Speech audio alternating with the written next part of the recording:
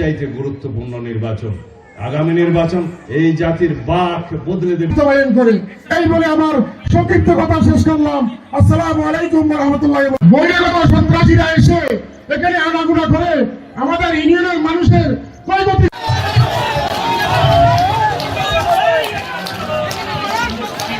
পক্ষের শক্তি আমাদের স্লোগান হচ্ছে সবার আগে বাংলাদেশ।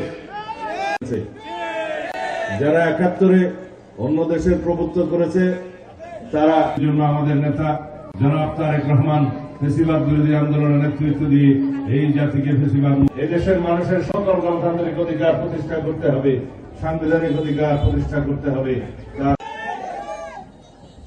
শুধু আপনাদের সবার সমর্থন এই জন্যই যে এই সংসদে শুধুমাত্র প্রশংসার স্তুতি বাক্য প্রচলন হবে না, সেই সংসদে বিরোধী গুণাবতী নাকি যেন জ্ঞানপতি যে সান্দাল হয় এক কারণ বাদ বাকি দেখি আমরা তো একটা করে করে পরিবারের কাছে যাই আরো সালাম দিয়া বলি।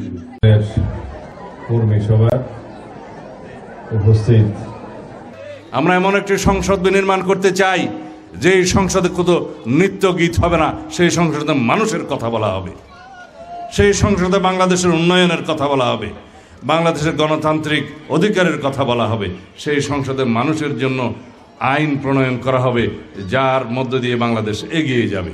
আমরা এমন একটা সংসদ চাই যেই সংসদে কোনো রকমের সন্ত্রাসীদের জায়গা হবে না, যেই সংসদে নৃত্য গীত হবে না, যে সংসদে শুধুমাত্র প্রশংসার স্তুতি বাক্য প্রচলন হবে না, সেই সংসদে বিরোধিতা থাকবে, মানুষের জন্য কথা বলবে।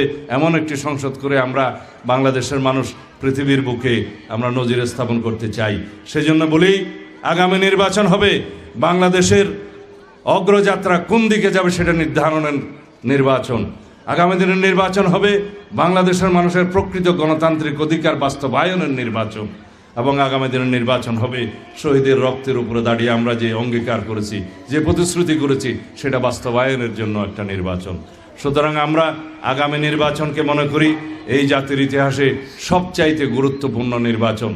আগামী নির্বাচন এই জাতির বাক বদলে দেবে, এই জাতির গণতন্ত্র দৃঢ়ভিত্তির উপর দাঁড়াবে। সমস্ত গণতান্ত্রিক প্রতিষ্ঠান আগামী নির্বাচনের মধ্য দিয়ে একটি শক্তিশালী ভিত্তি পাবে, তার মধ্য দিয়ে গণতন্ত্রের রক্ষা কবচ হিসাবে সেই সমস্ত প্রতিষ্ঠান কাজ করবে ইনশাআল্লাহ।